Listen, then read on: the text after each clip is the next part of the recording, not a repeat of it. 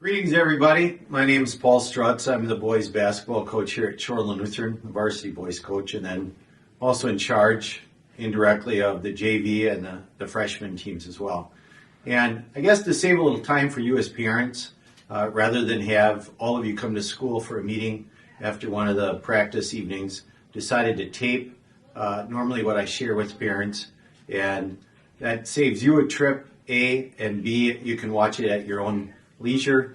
If you should ever have any questions in regards to anything that I'm going to share, please don't hesitate to email me or call. If something's confusing or you just want to double check on something, that'd be great. First thing is our handbook will be up on the athletic website within a couple days. A couple of things that I want to make sure that I share with you in regards to our handbook. First of all, whether or not you have a senior in their last year of school here at their last year of basketball, or a freshman who just made the team, hope and pray that you find basketball season to be a positive, challenging experience. Recognize that it's a privilege to play any sport in high school, and basketball is no different. Our student athletes have been blessed with different gifts, and we would ask that they would use their gifts, especially those individuals that are playing basketball this year, to glorify their Savior. There's three keys that I think are really important in regards to our basketball program. Number one, that the guys that we keep on the basketball team let their light shine, as referenced in Matthew 5:16. Everybody's going to see them, whether it's fans, players from the other team, adults, so on and so forth. Letter B, Ephesians 6 verse 6 talks about how a person's true character is revealed when no one else is watching. And we expect them to conduct themselves as young Christian men at that time as well. And finally, that they love each other. And I reference 1 Corinthians 13, 4-7. Love is patient, love is kind, does not envy, it does not boast, it is not proud. It is not rude, it is not self-seeking, it is not easily angered. Keeps no record of wrongs. Love does not delight in evil, but rejoices with the truth. It always protects, always trusts, always hopes, and always perseveres. So first, love for their Savior, then teammates and staff, and finally look to their own interest. I'm going to briefly touch on some items that you will find in our handbook. If you can't find anything in our handbook, which will be online on our basketball page, please feel free to contact me via email, text, and I'll try to answer any questions you might have. Hopefully, I'll answer some of those questions now. First and foremost is your commitment, your son's commitment to basketball. Basketball comes after serving their Savior, their family, and their academic responsibilities, but before jobs, girlfriends, and any other recreational pursuits. Secondly, the guy's got to be present. Your son has to be present at school to practice or play, and this is for a whole day. So if they're sick and they come to school and at noon they go home, they can't play, can't practice. The one exception would be a doctor's appointment and or a dentist appointment or a funeral. Transportation to away games. Typically, we have the players ride a bus, and the guys, will ride home on the bus. However, they can go home with a parent if we have a sign-out sheet, and they can sign out, and then your son can go home with you. If you want your son to go home, let's say with another family, it's just a little bit more convenient, a note or a text would be great. Uniform care, the guys wash their own jerseys, and if their jersey is lost, if their jersey is lost, they have to pay for a replacement jersey. Playing time, we're asking that the players sacrifice their own wishes and desires for the best interest of the team, realizing that being a member of that team may not be an equal opportunity experience. Everybody contributes, each person in their different way, and everybody has roles. Situations such as injuries, matchups against opponents, coaches' decisions will all have an effect on how much or how much playing time a player may receive. Our philosophy, that'll be shared online, but very simply that we're an extension of the high school. So I think a key is that we're going to compete as young Christian men, We're going to learn the value of we're going to learn the importance and value of hard work and commitment. And then I've always shared this paragraph, and I'd like to share it with you again, especially for these young men. There's a difference between fun and happiness. Many young people confuse the two. Fun is something that you enjoy for a short term, whereas happiness comes from an internal feeling once the event has been completed. Fun is something you enjoy while it's going on, but things that make you happy are what you appreciate after all is said and done. There's only a few environments where hard work and connecting to a cause are as personally and deeply satisfying as team sports. We're asking the young men to sell out to the team, to put individuality behind, and commit to your best every day when you feel that sense of pride and accomplishment. And I think parents, especially those of you that have seniors or juniors that have been in the program for the last number of years, it truly is hard work. But I think if you would also ask the players that have played here before, have gone on before us and have played, like they look back with their time, high school athletics, not only basketball, but other sports, like something they truly valued. And I typically hear, man, I wish I would have, worked harder in the summer or worked harder during the year. And so I really encourage our young men, and I'll push them to be the best they possibly can be. You'll find also in our handbook a bunch of building blocks that we think are extremely important. There's numerous of them. I think one of the things that I want to focus on is the team is always more important than the individual. We're going to treat everybody fairly, but we may not all be treated equally in all situations. We're committed to winning, but understand that we don't measure success through wins and losses.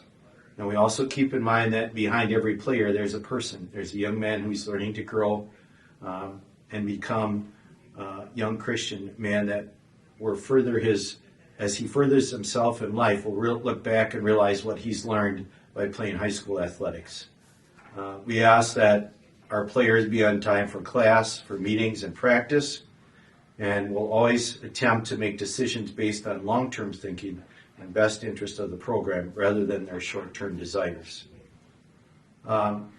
There's another page that I have in our handbook. It's called a Shoreland basketball player. And I just think it's really neat if you read through that page that we'll take any type of player.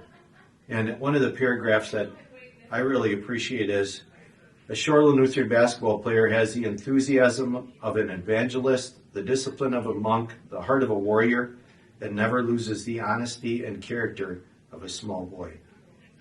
To me, that's extremely important. Like, it's still a game, and we're going to work extremely hard and try our best to be successful. But at the end of the day, we're going to enjoy the fact that we got to hang out together and work together for the common good. I do have some guidelines in our handbook. First and foremost is I expect the student athletes to be honest and to show integrity as they deal with the coaches and each other.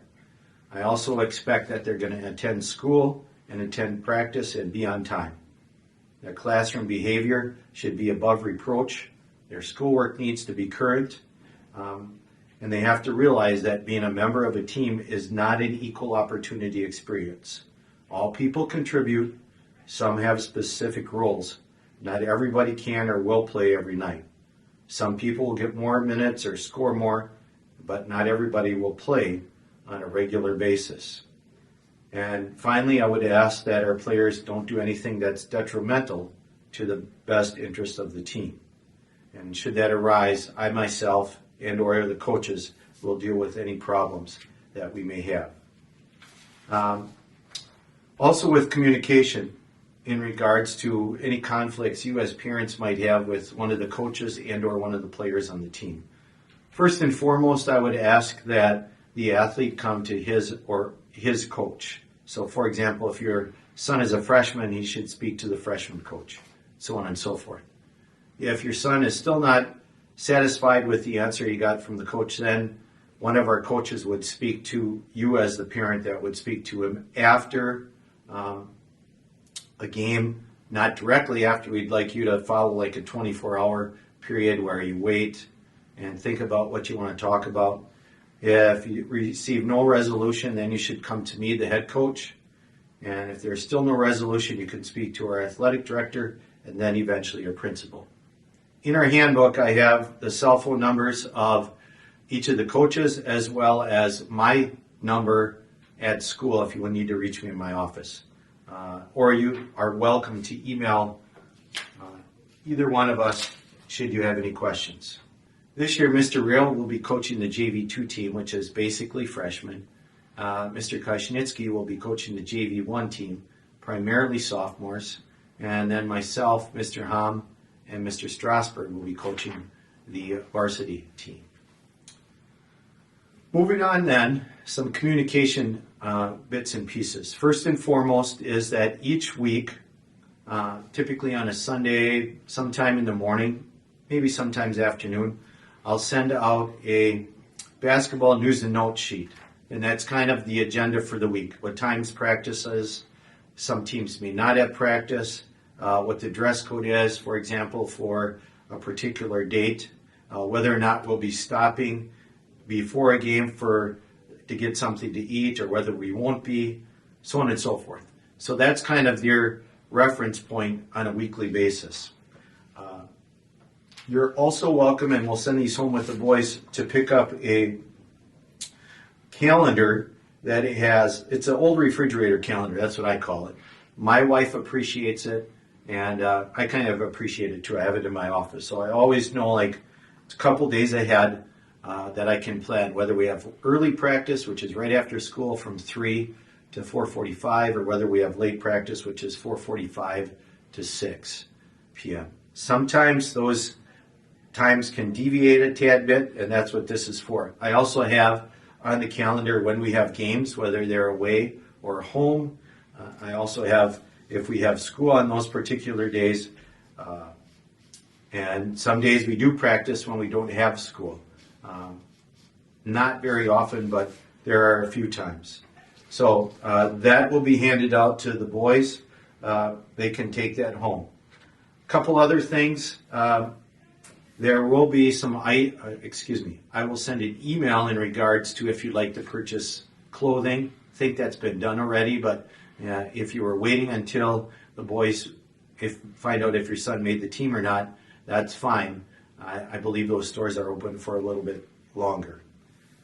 So in closing, if you have any questions about the schedule, uniforms, transportation, whatever the case may be, please feel free to email or call me. One last thing, the freshman boys will be required to purchase a tank top, and that tank top is a practice tank top. I believe those tank tops are $20. So when they find out whether or not they made the team, the next day, if they want to bring that money, or sometime within the next few days after finding out whether or not they make their team, and then we'll give them the tank top. It's reversible, and it makes it a lot easier when we go scrimmage one group team against another team. Once again, should you have any questions, please feel free to call. Happy to work with your son this season, and like I said, you can contact myself, Mr. Ham, Mr. Strasberg, Mr. Real, Mr. Kashnitsky. Blessings, and thank you.